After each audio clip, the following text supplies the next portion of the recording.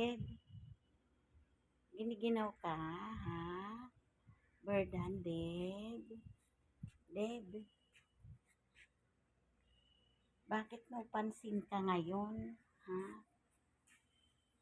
No pansin ikaw ngayon, baby, ha? Giniginaw ka ba, Deb? No pansin si Deb. Good morning ka mo, Good morning, Deb. Ha? Ano yung hinihintay mo, ha? Oh. Yala, bye-bye, Deb. No pansin ka ngayon. Oh, sige, bye-bye. Saan ka pupunta, ha? Bye, Deb. Bye-bye. Saan ka na pupunta?